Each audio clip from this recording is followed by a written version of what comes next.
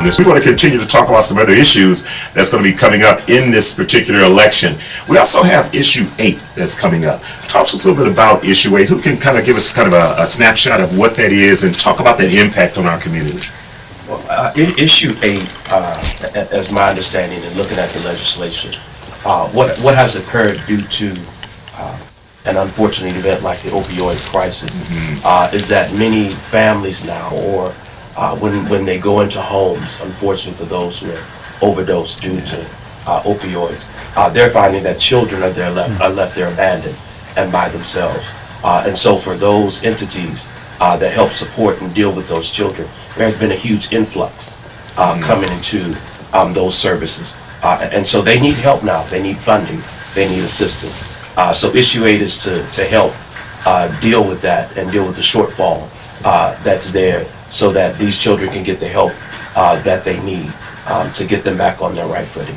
Let me ask this of our panel here too, because we're still hearing out in the community that our community still has a little bit of misgivings or a little bit of bitterness, to be quite honest about it, because it's still not quite our community that's dealing with this, and it seems like all hands are on deck now to save, but it wasn't there for us. What are we saying to our community to help them to realize this is all of our issue, or do we feel that it is? Well, issue 8 kind of takes on a whole different look, in my opinion, because Children's Services is mandated by law to take care of those who can't take care of themselves. I'm a guardian ad litem. I see those families come in and out, and they affect black and brown as well as others. It is across the board agency that helps our children. It's one of the few resources that we have to help children, and the resources are limited. And the caseload is getting larger. And so this is an opportunity for us to help bridge that gap. How does that impact us? Can we kind of micro that for us? How would that impact the family in terms of the cost as relationship to this particular issue if it does pass on a monetary side? We have any idea on that? There is, as I understand, it will impact at a property tax level. Yes. So that increase would happen there. So those of us who are paying our property taxes would see in that payment. That is where the help would come from. That increase there. I think that, so it's a renewal levy. With the increase, they're asking for another $1 million on top of what they had already been given, and Pastor Russian is correct. It will, the increase will be seen for property owners. Property owners who have houses that are valued at about $100,000, there's going to be a $35 increase to that. So it'll be about $100 per year. Right. In order for the levy to pass, which is, I'm with Judy on it. Everything that they're doing to protect and those individuals in our community who are the most vulnerable. I think that I haven't heard not one person who was opposing this particular levy. I think that that it's going to pass, and I think that it should. And I think that's the only piece, the fact that it is an increase. When you look at taxes and this piece and that piece, and every little piece makes a difference. So I think it's still a piece of the puzzle. And when your piece of the pie is small. I'm certainly all for it, and I think that, but you brought up something I think is very important, that sometimes we have some angst here that we're not discussing, that when you, issue 1 and issue 8, we're treating as if they're singular issues that don't have anything to do with the history of our country. And so we're not dealing with the fact that this started with slavery, Jim Crow, hyper-ghettoization, prison fare, and now we're responding. I think that's one of the reasons there's so much angst about it, because we're responding to a law and order mandate that started with Reagan, went to Nixon, and a war on drugs, and now all of a sudden, it ain't a war no more. Okay, now it is a health epidemic. But when I was growing up, it wasn't no health epidemic.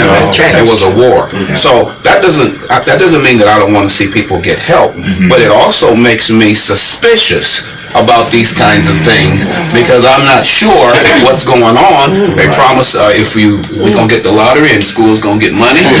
This is gonna happen, and then next thing we know, it doesn't turn out. So that's true. Forgive me for the conspiracy theory down in me. Forgive me. I'm sorry. I want to go with that because That is the biggest thing with a lot of the issue 1 and issue 8 is a lot of stuff is being thrown at the opiate epidemic. Absolutely.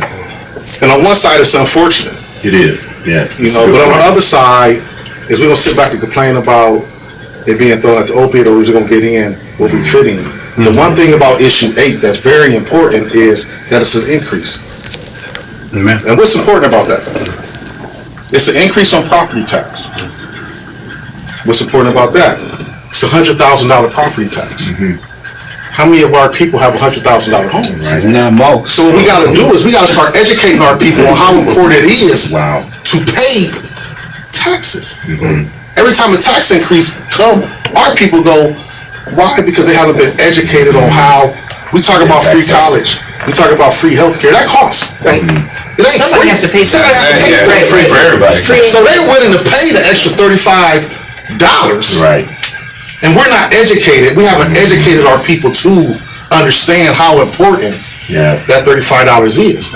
So when we talk about it's being thrown at the opiate, it's being thrown at the opiate because they have opened the door and welcomed it. Right. Yes. We haven't opened the door and welcomed anything. We have fought against anything that's not 100% right, and in 42 years I haven't seen anything that's 100% right. Absolutely. So we can't say it's being thrown at the opiate. We can say that the people that took the opiates is doing whatever they gotta do, whether it's voting, whether it's increasing their taxes, whether it's going to town hall meetings. They're doing whatever they gotta do to take care of their community. The culture is different though. When you look at the issue with the opioid versus crack. You know, you're talking about two different communities, two different people with different resources, with a different amount of influence. And so, part of it I agree with you on, that we do need to educate our people and that we should not be objective to, we should not object to the fact that the children's services need the money, but you said something in the beginning, and you said that it seems like the opioid use is driving a lot of these issues, and they are. I mean, it is, and I don't know if what you're saying is going to correct that, because if I do the best that I can do with all that I can do, it still may not be good enough with somebody whose income and who has resources beyond what I have. 100%. And so it's sort of like, in terms of that issue, to me, it's comparing apples with oranges, because people who are opioid is a Caucasian issue,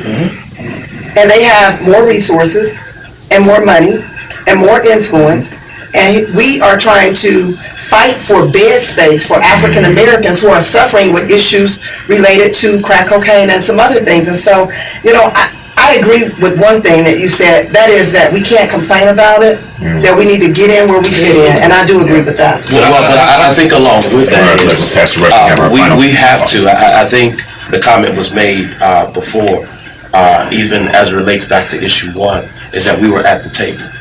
How many more tables do we need to get to? Right. How many more times do we need to start driving things to Bishop's points that impacts our community? Because they are doing it.